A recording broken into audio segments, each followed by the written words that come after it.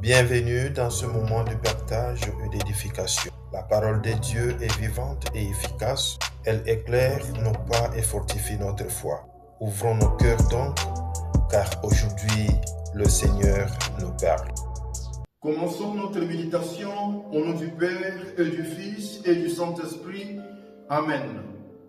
Bien-aimés dans le Seigneur, nous voici au 6e dimanche du temps ordinaire. Et l'Église universelle nous propose de méditer aujourd'hui sur l'évangile de Saint Matthieu chapitre 5, verset 17 au verset 37.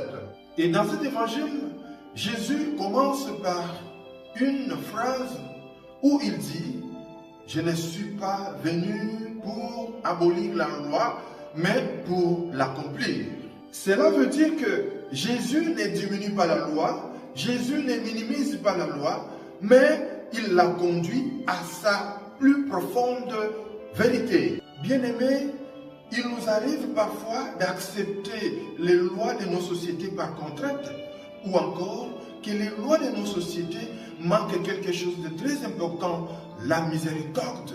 C'est pourquoi il demande ou il rappelle à ses apôtres, à ses disciples, si votre justice ne dépasse pas celle des scribes, vous n'entrerez pas dans le royaume des cieux. Notre justice doit être une justice qui a une relation avec la miséricorde divine. Jésus ne se contente pas de corriger nos actes visibles, il descend jusqu'au cœur, là où naissent la colère, le désir, le mensonge. Bien-aimés, la justice du royaume ne se justifie pas à ce que l'on évite de faire, mais à ce que l'on laisse Dieu transformer en nous. Et dans ces paroles exigeantes, Jésus ne nous écrase pas. Il nous révèle plutôt notre vocation. Puisque ne pas tuer, c'est déjà refuser la haine. Ne pas commettre adultère, c'est apprendre un regard pur. Et ne pas juger, c'est devenir une parole fiable.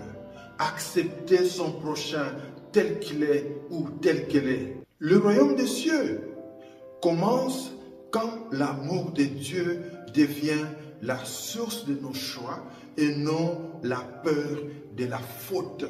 Ces paroles peuvent sembler impossibles lorsque le Christ n'est pas au centre de notre vie. Et sachant que Jésus accomplit la loi lorsqu'il nous donne son Esprit Saint. Il ne demande pas la perfection morale, il donne un cœur nouveau. Aujourd'hui, il nous appelle non à faire un peu mieux, mais à le laisser aimer à nous. Et c'est là que commence la vraie liberté.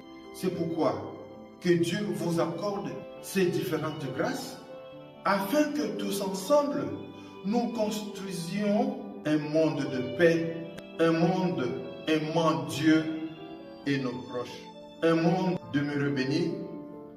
Je vous demande de liker et de partager ce beau message.